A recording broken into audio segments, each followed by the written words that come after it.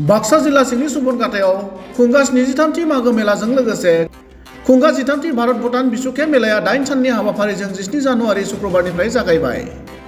17 जानुवारि अदेबानि मैया गिबि साननि हाबाफारि बादियै फुंबिलि समाव गाहाय गेट बेखेवनाय, फिरफिला बिरहोनाय, गोजोननि थाखाय फारौ बिरहोनाय, साइनासालि बेखेवनाय बायदि बायदि हाबाफारिफोरखौ मावफुंनाय जायो।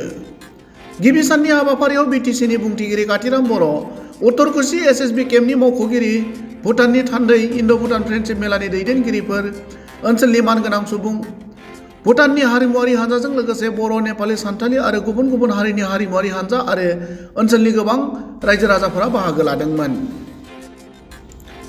गुबुन फारसेथिं इन्ड'-भुटान फ्रेन्डशिप मेला सामलायगिरिफोरनि फारसेनिफ्राय खौरांगिरिनि सिगाङाव मागो मेलायाव भुटान आरो भारत हादरनि फालांगिरिफोरनि बायलाय फानलाय, दोरोङारि जानाय लोंनायनि राहा, भुटान आरो सुबनखाता हालामाव रायजो जानाय गुबुन गुबुन हारिनि हारिमु दिन्थिफुंनाय जागोन होनना बुंनायजों लोगोसे झारखन्ड, सोनाब बेंगल बायदि हादरसानिफ्राय देंखोगिरिफोर बाहागो लागोन होनना ओरैबायदि फोरमायो।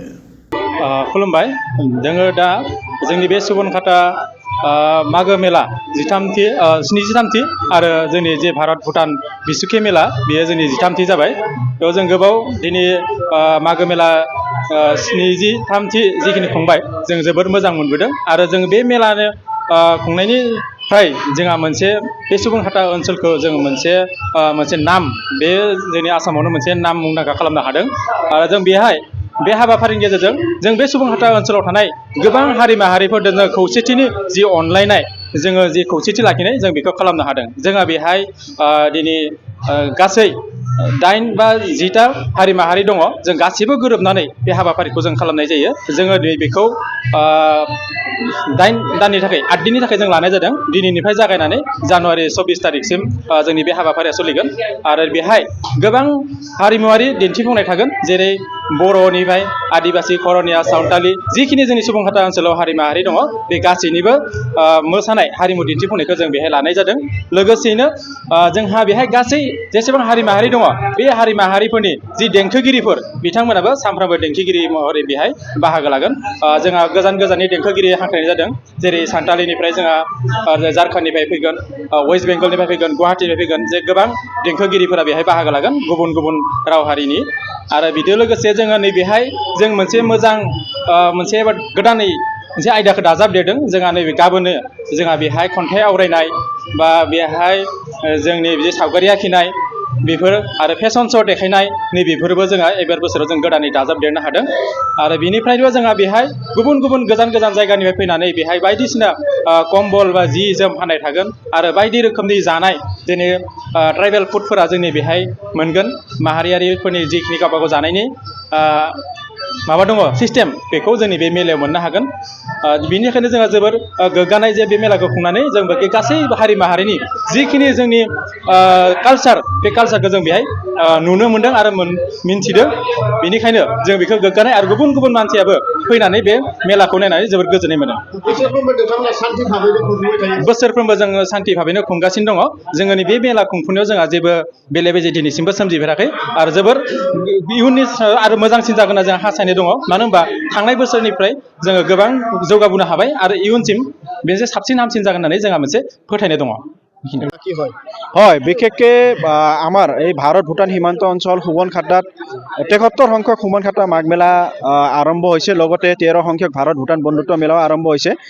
ক'বলৈ গ'লে আমাৰ পূৰ্বপুৰুষসকলে 1952 চনৰ পৰা এই মেলা আয়োজন কৰিছে। এই সুবনখাতাত বসবাস কৰা বিভিন্ন জাতি জনগোষ্ঠীৰ সমন্বয়ৰ এখন ক্ষেত্ৰ, ইয়াতে মিলন ভূমি। এইখন সকলো জাতি জনগোষ্ঠীৰ সুবনখাতাত আমি বিশেষকৈ ভূটান পাহাৰৰ পৰা পানী লৈ আহি ইয়াতে খেতি কৰোঁ। খেতিৰ লগত জড়িত ব্যক্তিসকল ইয়াতে সুবনখাতাত আছে। 90% কৃষিজীৱী সুবনখাতাৰ লোকসকল। গতিকে এই খেতি পথাৰত ব্যস্ত হোৱাৰ পৰা যেতিয়া ধান কাটি ঘৰৰ ভঁৰালত ধান চান ভৰাই যেতিয়া অলপমান ফ্ৰী হয়, তেতিয়া এই মাঘ বিহু আহিবা। এই মাঘ বিহু উপলক্ষে সুবনখাতাত থকা সকলো জাতি জনগোষ্ঠীয়ে সুবনখাতা মাঘ মেলা আয়োজন কৰে। 1952 চনৰ পৰা আৰম্ভ হৈছে 73 সংখ্যক সুবনখাতা মাঘ মেলা আৰু 13 সংখ্যক ভাৰত ভূটান বন্ধুত্ব মেলা। বিশেষকৈ যেতিয়া 2003 চনৰ আগত ভূটানৰ লোকসকলে এই সুবনখাতাত আহি তেখেতসকলৰ দেশৰ খাদ্য সামগ্ৰীসমূহ সুবনখাতা বজাৰত আনি বিক্ৰী কৰিছিল আৰু আমাৰ দেশৰ খাদ্য সামগ্ৰীসমূহ ভূটানৰ দেশ দেশসকলৰ নাগৰিকে লৈ গৈছিলে। গতিকে এই এখন অকল সোবণখাটা মাঘ মেলাই নহয়, এইখন আন্তৰ্জাতিক এখন বজাৰ আছিলে সোবণখাটা। সেই আন্তৰ্জাতিক বজাৰ আৰু আমি গঢ়ি তোলাৰ ক্ষেত্ৰত আমি আগবাঢ়ি আছোঁ বা চেষ্টা কৰি আছোঁ। আৰু বিশেষকৈ ভূটানৰ পৰা আমি পানী লৈ আহি এই ভাৰতত আমি এই সোবণখাটা অঞ্চলত খেতি কৰোঁ। গতিকে ভূটানৰ লগত এটা ভাল সম্পৰ্ক কৰি ফালে, ভাল সম্পৰ্ক জনাই ফালে যাতে আমি সেই পানী ভূটানৰ পানী লৈ আহি ইয়াতে খেতি পথাৰত ব্যৱহাৰ কৰিব পাৰোঁ। আৰু আমাৰ এই সোবণখাটা অঞ্চলত বসবাস কৰা সকলো জাতি জনগোষ্ঠীৰ এখন মিলনভূমি। আমি তাহানিতে হেৰাই যোৱা বন্ধু সোবণখাটা মাঘ মেলা বুলি ক'লে ইয়াতে লগ পাওঁ। যেতিয়া সোবণখাটা মাঘ মেলাৰ প্ৰচাৰ হয় বা বাতৰি সম্প্ৰচাৰণ হয়, তেতিয়া পুৰণি দিনৰ সেই বন্ধুসকলে সোবণখাটা ঠাই এৰি বিভিন্ন ঠাইত গৈ বসবাস কৰা বন্ধুসকলেও সোবণখাটা মাঘ মেলাত আহে। আমি একেলগে লগ হওঁ, তাহানিৰ বন্ধুবিলাকক লগ পাওঁ, আমাৰ ভাতৃত্ববোধ জীপাল হয়। গতিকে এই সোবণখাটা মাঘ মেলা নৱপ্ৰজন্ম হিচাপে আমি আগুৱাই নি আছোঁ। কেনেকুৱা পৰিৱেশ হয়, পৰিৱেশ এতিয়ালৈকে যদি আমি চাবলৈ যাওঁ, সুন্দৰ পৰিৱেশ। আমি সকলো শ্ৰেণীৰ নাগৰিকে এই মেলাখন উদযাপন কৰিবলৈ শান্তিপূৰ্ণভাৱে সহায় সহযোগিতা আগবঢ়াবলৈ আমি আহ্বান জনাইছোঁ। আৰু নিশ্চয় সোবণখাটাবাসীৰ লগতে বাক্সা জিলাৰ বিভিন্ন বা তামোলপুৰ জিলাৰ বিভিন্ন ঠাইৰ পৰা আমাৰ মেলাপ্ৰেমী ৰাইজসকল আহে। তেওঁলোকে সুন্দৰকৈ এই মেলাখন উপভোগ কৰি ঘৰলৈ উভতি যায়। কি দেখিবলৈ পাইছে? বিশেষকৈ আমি নতুনত্ব বুলি ক'লে সেই আগৰ ভাৰত ভূটানৰ যোনটো নেশ্যনেল ফ্লেগ আমি সেই উন্মোচন হ'ল। এতিয়া নতুনকৈ আমি চেল্ফি জোন বনাইছোঁ আৰু মঞ্চটো অলপ সুন্দৰকৈ হৈছে। তাৰপিছত আমাৰ মীনা বাজাৰ আছে, খাদ্য সামগ্ৰীসমূহ বিভিন্ন মানে জাতি জনগোষ্ঠীৰ ইয়াতে খাদ্য সম্ভাৰসমূহ আছে, সেই উপভোগ কৰিব পাৰে। আৰু ভূটান দেশৰ নাগৰিকসকলে আহিছে, সিহঁতসকলৰ ব্যৱসায়িক প্ৰতিষ্ঠানসমূহ আছে। আৰু ইয়াতে বিভিন্ন জাতি জনগোষ্ঠীৰ মানে কালচাৰবিলাক এক্সচেঞ্জ হয়। এই কালচাৰবিলাক আপোনালোকে উপভোগ কৰিব পাৰে। আপুনি আজিৰ পৰাই আমাৰ গায়কসকল আছে আৰু আপোনাৰ মঞ্চত সদায় এটা নহয় এটা জনগোষ্ঠীৰ নৃত্য পৰিৱেশন হৈয়ে থাকে আমাৰ সদায়। ক'বলৈ গ'লে এটা ফেষ্টিভেলে হয় হয়, বিশেষকৈ ক'বলৈ গ'লে নামহে মেলা, কিন্তু উপভোগ কৰিব অহা জনসাধাৰণে ফেষ্টিভেল বুলি উপভোগ কৰিব পাৰে।